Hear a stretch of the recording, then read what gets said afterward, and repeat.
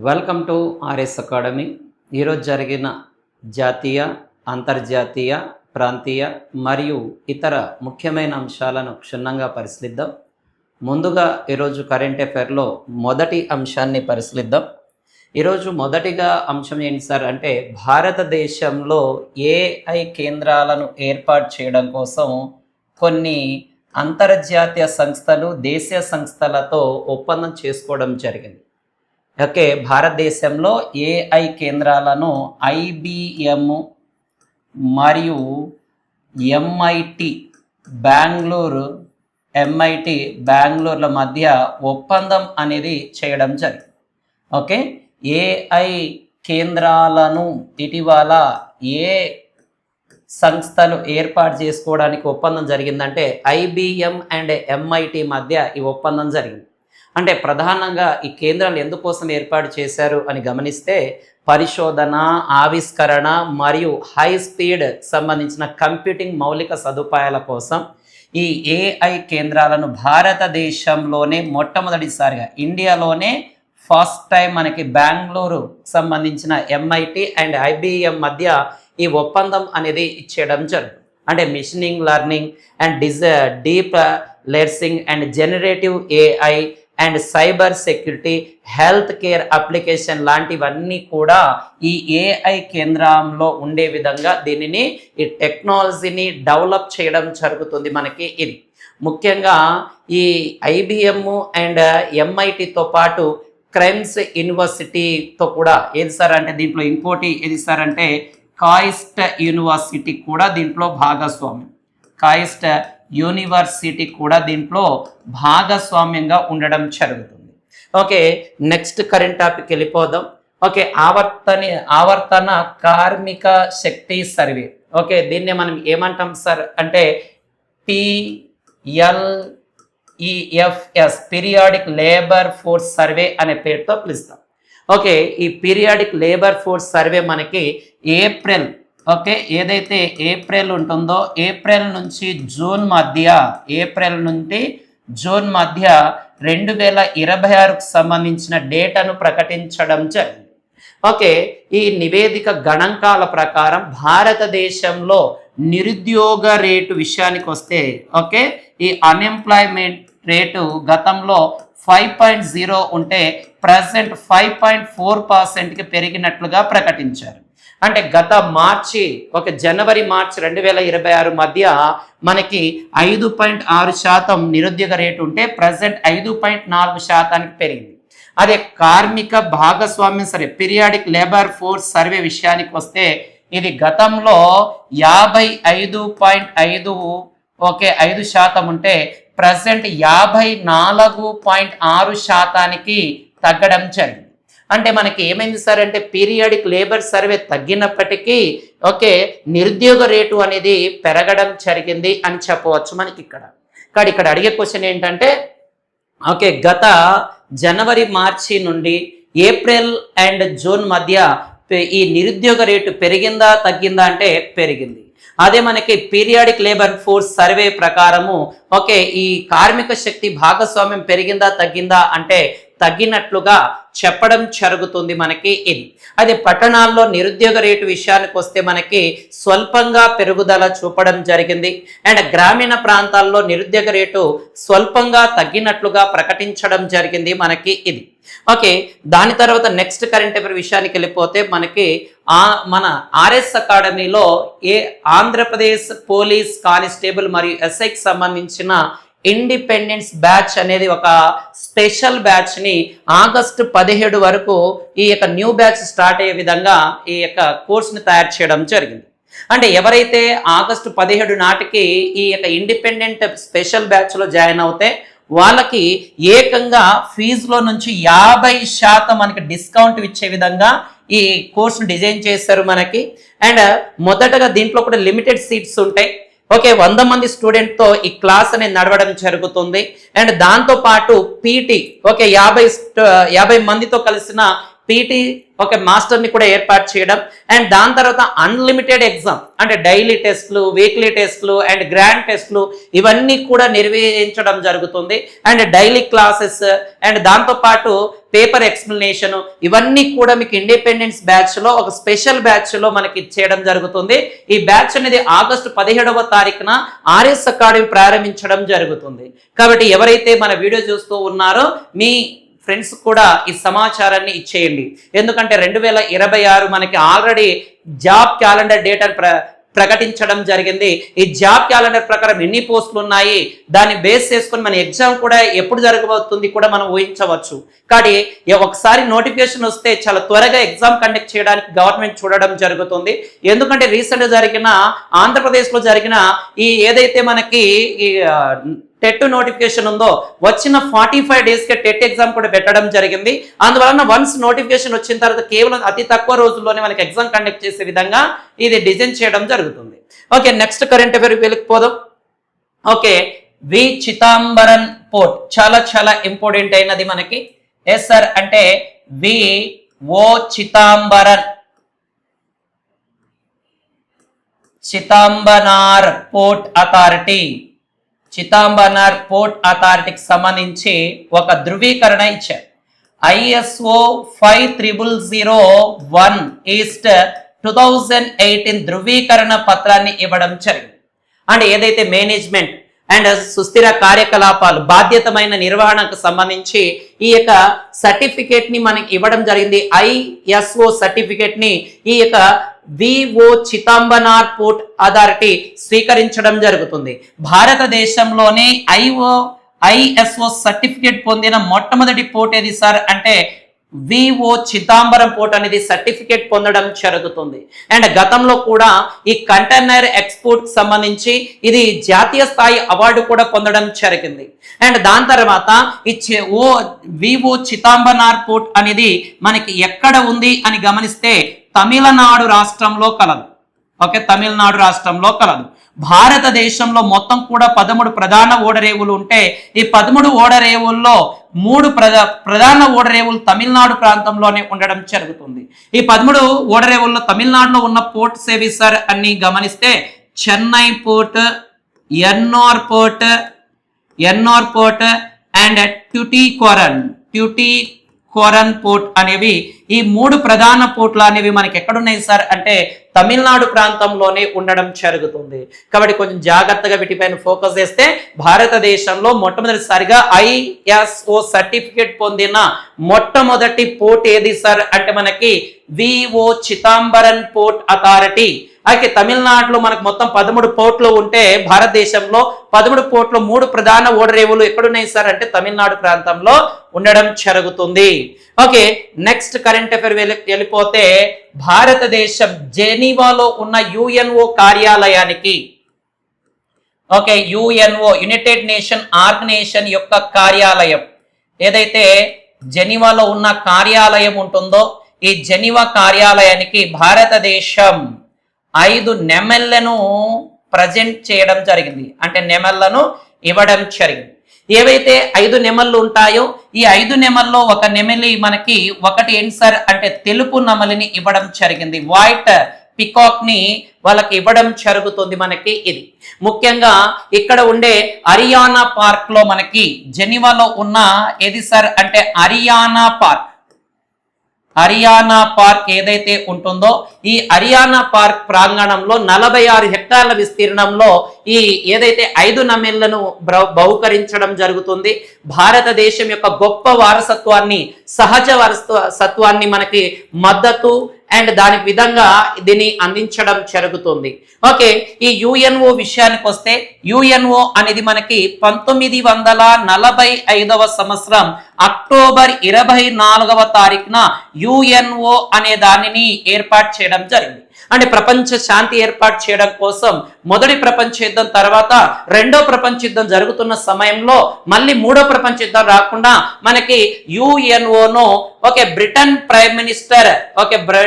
Prime minister అయిన Winston Churchill గారు and USA president అయిన FD రూజ్వెల్ట్ ఎఫ్డి రూజ్వెల్ట్ వీళ్ళిద్దరు కలిసి యుఎన్ఓ ఏర్పాటులో ప్రధాన పాత్ర పోషించడం జరిగింది. ఓకే, ఈ యుఎన్ఓ యొక్క ప్రధాన కార్యాలయం ఎక్కడ ఉంటుంది సార్ అంటే న్యూయార్క్ లో ఉండడం జరుగుతుంది. ఈ యుఎన్ఓ కార్యాలయం జెనీవాలో ఉన్న ఇక్కడ హరియానా అనే పార్క్ లో మన భారతదేశం 5 నెమళ్ళని ఇవ్వడం జరిగింది. 5 నెమళ్ళలో మనకి ఒకటి తెల్ల నెమలి ఉండడం జరుగుతుంది మనకి ఇది. ఓకే, నెక్స్ట్ కరెంట్ అఫైర్ విషయానికి వెళ్ళిపోదాం. ప్రధాని నరేంద్ర మోదీ రామ్నాథ్ కోవింద్ యొక్క ఆత్మకథ సంబంధించి ఒక పుస్తకాన్ని విడుదల చేయడం జరిగింది. చాలా చాలా ఇంపార్టెంట్. ఓకే, ఒక ఇంపార్టెంట్ అయిన పుస్తకంను ప్రధాని నరేంద్ర మోడీ గారు రామ్నాథ్ కోవింద్ యొక్క పుస్తకాన్ని రిలీజ్ చేయడం జరిగింది. ఆ పుస్తకం పేరేంటి సార్ అంటే triumph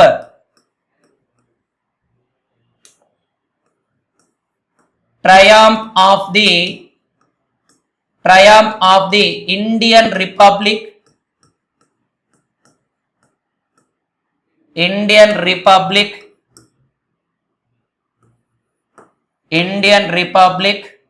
my life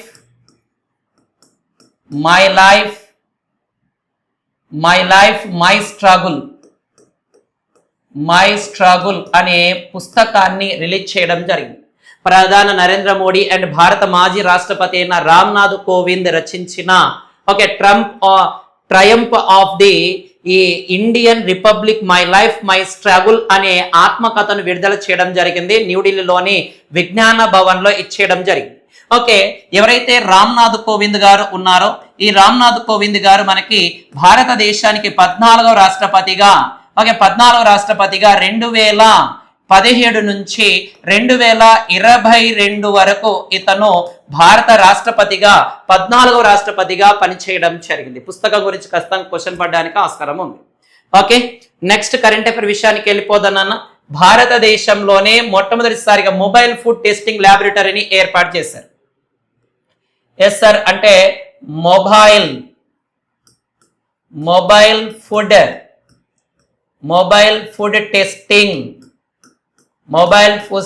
food testing ల్యాబొరేటరీని ఏర్పాటు చేయడం కోసం NABL అనే ఒక అక్రిడిటేషన్ ప్రోగ్రామ్ ని తీసుకొచ్చారు. ఏదైతే నేషనల్ అక్రిడిటేషన్ ఏదైతే ప్రోగ్రామ్ ఉంటుందో మనకి national accreditation and qualification laboratory అనే దాన్ని ఈ ఏర్పాటు చేయడం జరిగింది. భారతదేశంలో ఏదైతే మొబైల్ ఫుడ్ టెస్టింగ్ ల్యాబొరేటరీ ఉంటాయో వాటిని టెస్ట్ చేసేందుకు దీనిని ప్రారంభించడం జరిగింది కేంద్ర ప్రభుత్వం. ఓకే, 2047 నాటికి భారతదేశ వ్యాప్తంగా నాణ్యమైన వాటిని పొందుపరచడం కోసం ఈ మొబైల్ ఫుడ్ టెస్టింగ్ ల్యాబొరేటరీని NABL అనే దాన్ని ఏర్పాటు చేయడం జరుగుతుంది మనకి. అంటే ఆహార భద్రత పర్యవేక్షణ, నాణ్యమైన ఆహార పరీక్ష అండ్ దాని తర్వాత వేగవంతమైన నియంత్రణ, ఆహార భద్రత మరియు నాణ్యత పైన ఎక్కువగా ఫోకస్ చేయడం కోసం NABL అనే మొబైల్ ఫుడ్ టెస్టింగ్ ల్యాబొరేటరీని కేంద్ర ప్రభుత్వం ఏర్పాటు చేయడం జరిగింది. Okay, next question. Okay, next current affair విషయానికి వెళ్ళిపోతే ఓకే ఆగస్టు 11 2026 తారీఖున ఆగస్టు 11 2026 తారీఖున కలకత్తాలో ఉన్న గార్డెన్ రీచ్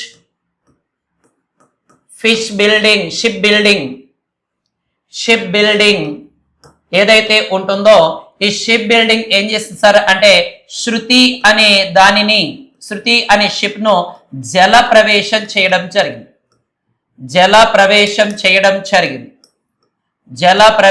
చేశారు. అంటే ఆగస్టు 11 2026 కలకత్తాలోని గార్డెన్ రీచ్ షిప్ బిల్డింగ్ దగ్గర నుంచి మనకి ఏ సార్ అంటే మనకి ఓకే మొట్టమొదటిసారిగా శృతి అనే ఒక షిప్ ని జల ప్రయోగం చేయడం జరుగుతుంది. స్వదేశీ పరిజ్ఞానంతో రూపొందించిన ఈ నౌక అని చెప్పడం జరుగుతుంది మనకి. ఓకే, స్వదేశీ నౌక నిర్మాణ సామర్థ్యాన్ని ఇచ్చేయడం జరుగుతుంది. మొత్తం కూడా ఈ గార్డెన్ రీచ్ షిప్ ఏదైతే గార్డెన్ రీచ్ షిప్ బిల్డింగ్ వాళ్ళు మొత్తం కూడా 4 నౌకలను అభివృద్ధి పరచడం జరుగుతుంది. దాంట్లో ఒకటి సంఘమిత్ర ఇది 2026 మే నెల, ఓకే మే నెల 20లో ప్రారంభించారు. అండ్ ఇంకోటి ఏది సార్ అంటే శృతి. ఈ శృతి 2026 ఆగస్టులో ప్రారంభించడం జరిగింది. అండ్ దాని తర్వాత ఇంకోటి ఉంది యార్డ్ 3041 అండ్ ఇంకోటి యార్డ్ 3043 అనేది కూడా ఉండడం జరుగుతుంది. ఇంకా వీటిని తయారు చేయలేదు, తయారు చేసినాక వీటికి కూడా పేరు పెట్టడం జరుగుతుంది. అంటే గార్డెన్ రీచ్ షిప్ బిల్డింగ్ వారు మనకి ఓకే సంఘమిత్ర, శృతి అనే వాటిని నౌకలను తయారు చేసి జల ప్రయోగం చేయడం జరుగుతుంది. ఓకే నెక్స్ట్ కరెంట్ అఫైర్ విషయానికి వెళ్ళిపోతే సంగీత నాటక అకాడమీ. ఓకే ఏది సార్ అంటే సంగీత నాటక అకాడమీ, సంగీత నాటక అకాడమీ, సంగీత నాటక అకాడమీకి సంబంధించిన ఫెలోషిప్, ఓకే ఫెలోషిప్లు మరియు అవార్డులకు సంబంధించి డేటాను ప్రకటించారు. 2024-25 సంవత్సరానికి గాను మొత్తం 115 మంది కళాకారులకి ఈ సంగీత నాటక అకాడమీ ఫెలోషిప్ అవార్డులను ప్రకటించడం జరుగుతుంది. ఓకే ఈ సంగీత నాటకం ఫెలోషిప్ అవార్డు చూసుకుంటే మనకి అకాడమీ రత్న అనే పేరుతో కూడా పిలుస్తారు. వీటిని అకాడమీ రత్న అనే పేరుతో కూడా పిలవడం జరుగుతుంది.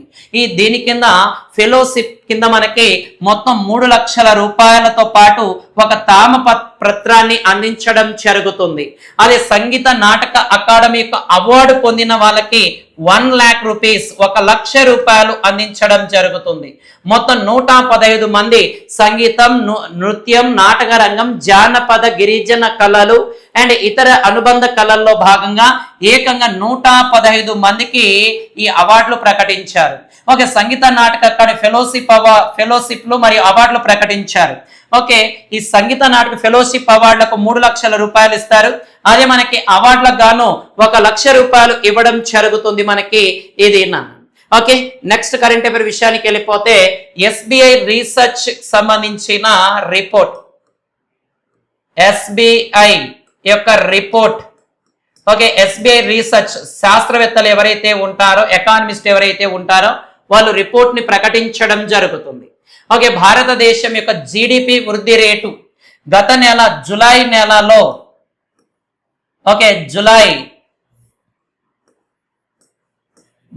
నెలలో మనకి జీడిపి వృద్ధి రేటు 7% ఉంటే ఈ నెల ఆగస్ట్ నెలలో జీడిపి వృద్ధి రేటు ఓకే జీడిపి వృద్ధి రేటు 8గా అంచనా వేయడం జరిగింది.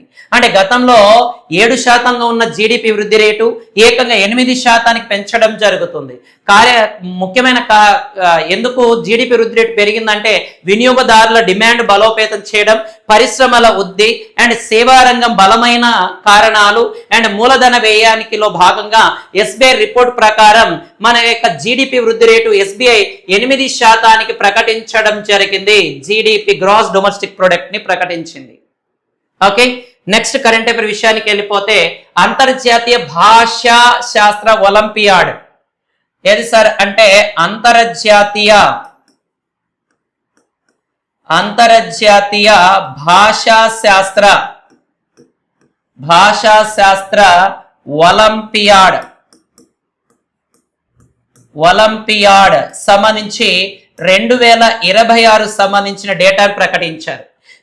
ఇది మనకి రొమేనియా దేశంలో జరగడం జరిగింది. ఈ రొమేనియా దేశంలో జరిగిన దీనిలో ఒక స్వర్ణ పతాకము, ఒక గోల్డ్ మెడల్, స్వర్ణ పతాకము అండ్ దాని తర్వాత 3 కాంస్య పతకాలు, బ్రాంజ్ మెడల్ అండ్ 1 గౌరవ పురస్కారం లభించింది. అంటే అంతర్జాతీయ భాషా శాస్త్ర ఒలింపియాడ్ 2026 గాను రొమేనియా దేశంలో జరిగితే దీనికి గాను 1 స్వర్ణ పతాకం, 1 gold medal, 3 bronze medal and 1 గౌరవ పురస్కారం అనేది ఉండడం జరుగుతుంది. అయితే అంతర్జాతీయ భాషా ఒలింపియాడ్ లో ఇండియా 2009వ సంవత్సరం నుంచి ఈ ఒలింపియాడ్ లో పాల్గొనడం జరుగుతుంది మనకి ఇది. అయితే ఈ అంతర్జాతీయ భాషా శాస్త్ర ఒలింపియాడ్ 2026లో మే 31 నుంచి మే 31 నుంచి జూన్ 10వ తారీఖు మధ్య ఈ ఒలింపియాడ్ అనేది మనకి జరగడం జరిగింది. అంటే ఉపన్యాసాలు, మార్గదర్శక సెషన్లు మరియు సమస్య పరిష్కార అభ్యాసాలు, నమూనా ఒలింపియాడ్లు, పరీక్షలలో భాగంగా భారతదేశానికి మొత్తం కూడా ఒక స్వర్ణ పతాకము, ఒక కాంస్య పతాకము, ఒక గౌరవ పతాకం అనేది లభించడం జరిగింది. అయితే 2009 నుంచి 2026 వరకు ఈ ఇంటర్నేషనల్ భాషా శాస్త్ర ఒలింపియాడ్లో భారతదేశం సాధించిన మొత్తం పథకాలు 37. ఈ 37 పథకాలలో గోల్డ్ మెడల్స్ ఎన్ని ఉన్నాయి సార్ అంటే 6 ఉన్నాయి, అండ్ సిల్వర్ మెడల్స్ 9 ఉన్నాయి, అండ్ బ్రాంజ్ మెడల్ అనేవి 22 ఉన్నాయి. కానీ ఇది కూడా అడగడానికి ఛాన్సెస్ ఉంది. ఇంటర్నేషనల్ లాంగ్వేజ్ సంబంధించిన అంతర్జాతీయ భాషా శాస్త్ర ఒలింపియాడ్ 2026లో మొత్తం కూడా ఒక స్వర్ణ పతాకం, 3 కాంస్య పథకాలు, గౌరవ పురస్కారం. అయితే 2009 నుంచి 2026 వరకు భారతదేశం పొందిన మొత్తం పథకాలు 37. దాంట్లో గోల్డ్ మెడల్ 6, అండ్ దాని silver medal 9, and bronze medal 22 ఉన్నట్లుగా మనకి ప్రకటించడం జరిగినది. ఓకే, నెక్స్ట్ కరెంట్ అఫైర్ విషయానికి వెళ్ళిపోతే హంగేరీ సంబంధించిన కరెంట్ న్యూస్. ఓకే, హంగేరీ దేశానికి నూతన అధ్యక్షుడుగా ఆండ్రాస్ ని ఎన్నిక చేయడం జరిగింది. ఈ హంగేరీ దేశ నూతన అధ్యక్షుడు ఆండ్రాస్ ఇతను గతంలో సుప్రీంకోర్టు యొక్క ప్రధాన న్యాయమూర్తిగా పనిచేయడం జరుగుతుంది. ప్రధాన న్యాయమూర్తిగా గతంలో పనిచేశారు ఈ ఆండ్రాస్ అనే వ్యక్తి. ప్రస్తుతం ఇతను ఆండ్రాస్ దేశానికి అధ్యక్షుడుగా ఎన్నిక కావడం జరుగుతుంది. ఆండ్రాస్ దేశానికి అధ్యక్షుడుగా ఎన్నిక కావడం జరిగింది. అంటే ఇతని కంటే ముందు ఉన్న ఎవరైతే థామస్ అనే వ్యక్తి ఈ యొక్క పదవి కాలం ముగియడంతో ప్రధానమంత్రి పీటర్ మాగ్వర్ నేతృత్వంలో ఆమోదించిన రాజ్యాంగ సభను తొలగించడం, దాని నేతృత్వంలో మనకి ఈ హంగేరీ పార్లమెంట్ ఏదైతే ఉంటుందో ఈ హంగేరీ పార్లమెంట్ కి జరిగిన ఎన్నికల్లో మనకి మాజీ సుప్రీంకోర్టు ప్రధాన న్యాయమూర్తి ఆండ్రాస్ వ్యక్తి గెలుపొందడం జరుగుతుంది. ఇతను ఆగస్టు 19, 2026 నుంచి పూర్తి బాధ్యతలు చేపట్టినట్లుగా ప్రకటించడం జరిగినది. ఓకే, నెక్స్ట్ కరెంట్ అఫైర్ విషయానికి వెళ్ళిపోతే గుజరాత్ రాష్ట్రం సహజ వ్యవసాయాన్ని ప్రోత్సహించేందుకు ఒక 4 సెంటర్స్ ఆఫ్ ఎక్సలెన్స్ ని స్థాపన చేయడం జరిగింది. ఏ సార్ అంటే సహజ వ్యవసాయం, న్యాచురల్ అగ్రికల్చర్. సహజ వ్యవసాయం కోసం గుజరాత్ రాష్ట్రం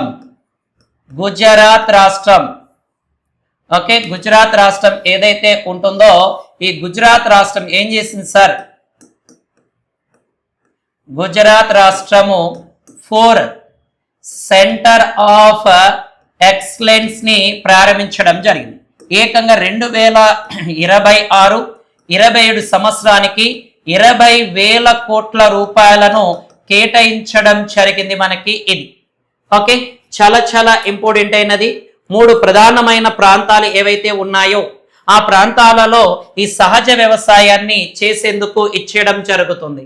అంటే ప్రధాన లక్ష్యం ఏంటి సార్ అంటే సాగు ఖర్చు తగ్గించడం, ఉత్పాదకతను పెంచడం, రైతు ఆదాయాన్ని రెట్టింపు చేయడం, అండ్ ఇలాంటి కార్యక్రమాలు నేల సారవంతం చేయడం, వాటిని అన్నిటి కోసం సహజ వ్యవసాయాన్ని రాష్ట్ర వ్యాప్తంగా విస్తరించడం కోసం గుజరాత్ రాష్ట్రం 4 సెంటర్ ఆఫ్ ఎక్సలెన్స్ ని స్థాపన ఇచ్చేయడం జరుగుతుంది. అవి గుజరాత్ రాష్ట్రం 2026-27లో భాగంగా 20,000 కోట్ల రూపాయలు 20 కోట్లను కేటాయించారు. ఆ ప్రాంతాలు కూడా ఏవి సార్ అంటే నవాసారి ప్రాంతము, అండ్ మోర్బీ ప్రాంతము, అండ్ భావ్నగర్ ప్రాంతము, అండ్ చోటు ఉదయ్పూర్ అనే ప్రాంతాల్లో ఇచ్చేస్తారు. దీని ప్రకారం రైతులకు శిక్షణ ఇవ్వడం, రైతు ఆదాయంలో వృద్ధి చేయడం, రైతు సాధికారితను పెంచడం, పర్యావరణ పరిరక్షణ ఇలాంటి కార్యక్రమాలన్నీ కూడా దీంట్లో భాగంగా చేపట్టడం జరుగుతుంది. Okay, next current affair. Okay, Hurun India సంబంధించిన జాబితా చాలా ఇంపార్టెంట్. హరున్ ఇండియా జాబితా 2026ను ప్రకటించారు. దీంట్లో ఈ హరున్ ఇండియా కుటుంబాలకు సంబంధించిన కుటుంబాల వ్యాపారం సంబంధించిన అంటే అత్యంత విలువైన కుటుంబాల జాబితాను ప్రకటించింది. దాంట్లో మొదటి స్థానంలో ఏదుంది సార్ అంటే అంబానీ కుటుంబం.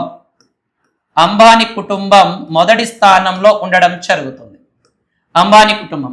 రెండవ స్థానంలో బిర్లా కుటుంబం, అత్యంత విలువైన వ్యాపార కుటుంబాలలో రెండవ స్థానం బిర్లా కుటుంబం.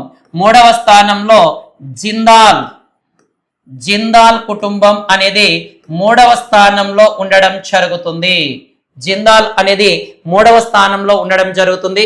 దాని తర్వాత బజాజ్ అండ్ కోటక్ మహేంద్ర ఇవన్నీ కూడా ఉన్నాయి. అంటే హరుణ్ ఇండియా 2026 అత్యంత విలువైన వ్యాపార కుటుంబాల జాబితాలో అంబానీ కుటుంబం మొదటి స్థానంలో ఉంటే రెండవ స్థానంలో బిర్లా కుటుంబం, మూడవ స్థానంలో జిందాల్ కుటుంబం అనేది ఉండడం జరుగుతుంది.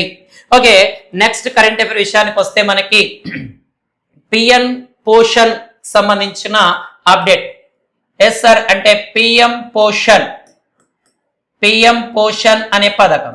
ఈ పిఎం పోషణ్ పథకం ద్వారా మనకి ఢిల్లీ ప్రభుత్వ పాఠశాలలో ఢిల్లీ గవర్నమెంట్ స్కూల్స్ ఏవైతే ఉన్నాయో ఈ ఢిల్లీ గవర్నమెంట్ స్కూల్లో idli sambar, okay yes sir అంటే ఇడ్లీ సాంబార్ వంటి కొత్త వంటకాలను ఇంట్రడ్యూస్ చేయబోతున్నారు. మనకి చాలా చాలా ఇంపార్టెంట్. పిఎం పోషణ్ పథకం కింద ఇటీవల ఏ గవర్నమెంట్ స్కూళ్ళలో ఇడ్లీ సాంబార్ ఇంట్రడ్యూస్ చేశారంటే ఢిల్లీ గవర్నమెంట్ స్కూళ్ళలో ఇచ్చేశారు. అయితే మనకు ఆల్రెడీ 1925లో మొదటిసారిగా మధ్యాహ్న భోజన పథకం ఓకే మధ్యాహ్న భోజన పథకం ఏదైతే ఉంటుందో మనకి 1925లో మద్రాస్ మున్సిపల్ కార్పొరేషన్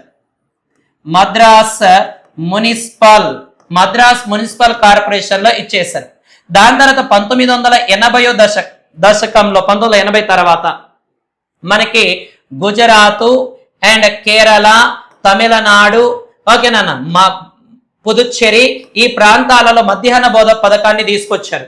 దాని తర్వాత 1995లో ఈ పథకాన్ని ప్రాథమిక విద్యకు ప్రవేశపెట్టడం, 1997-98 నుంచి ఈ దేశవ్యాప్తంగా 1997-98 నుంచి ఈ మధ్యాహ్న భోజన పథకాన్ని దేశవ్యాప్తంగా ఇచ్చేయడం జరుగుతుంది. 2008 నుంచి ప్రాథమిక పాఠశాలలో అర్హులైన విద్యార్థులందరికీ ఈ పథకాన్ని తీసుకురావడం జరిగింది. అంటే ఈ పిఎం పోషణ పథకం ఏంటి సార్ అంటే ప్రధానమంత్రి పోషణ్ శక్తి నిర్మల్ అనే పేరుతో పిలుస్తారు. ఈ పథకం కింద ఏం చేస్తారు సార్ అంటే ఇది మన ప్రభుత్వ పాఠశాలలో, సహాయక పాఠశాలలో అర్హులైన పిల్లలకందరికి కూడా వేడి అన్నం ఇచ్చేయడం జరుగుతుంది. ఇప్పుడు కొత్తగా ఢిల్లీ ప్రభుత్వం ఇడ్లీ సాంబార్ పథకాన్ని తీసుకొచ్చింది. అండ్ దాంతో పాటు ఈ ఢిల్లీ గవర్నమెంట్ అంటే మన కరెంట్ అఫైర్ లో రీసెంట్ గా లాడ్లీ లక్ష్మీ యోజన అనే పథకాన్ని తీసుకొచ్చింది ఢిల్లీ గవర్నమెంట్. ఏ పథకం సార్ అంటే లక్ష్మీ యోజన అనే పథకాన్ని తీసుకురావడం జరిగింది. ఈ లక్ష్మీ యోజన పథకం ఏంటి సార్ అంటే అక్కడ ఉండే మహిళలందరికి కూడా అంటే అక్కడ ఒక నిర్ధారమైన వయసు కలిగిన మహిళలందరికి కూడా 2500 రూపాయలు చెల్లించే విధంగా, ఎంత సార్ అంటే 2500 రూపాయలు చెల్లించే విధంగా పథకాన్ని కూడా ఢిల్లీ గవర్నమెంట్ తీసుకొచ్చింది. ఇక్కడ ఢిల్లీ గవర్నమెంట్ విషయానికి వస్తే మనం గతంలో చూడండి నమో ఆక్సిజన్ పార్క్లను కూడా తీసుకొచ్చింది. 7 నమో ఆక్సిజన్ పార్క్లను తీసుకొచ్చింది. ఓకే, పర్యావరణ దినోత్సవ సందర్భంగా నమో ఆక్సిజన్ పార్క్ ను కూడా ఢిల్లీ గవర్నమెంట్ అనేది తీసుకురావడం జరిగింది. ఇటీవల 100కు పైగా పారిశ్రామిక పార్కులను కూడా ఏర్పాటు చేస్తున్నట్లుగా గతంలో ప్రకటించారు. ఓకే, నెక్స్ట్ కరెంట్ అఫైర్ విషయానికి వస్తే ఆహార ధరల కారణంగా జూలైలో రిటైల్ ద్రవ్యోల్బణం పెరిగింది. ఓకే, జూన్లో మనకి రిటైల్ ద్రవ్యోల్బణం అనేది ఇది పెరుగుతూ తగ్గుతుంటది కాబట్టి విని వదిలేయండి.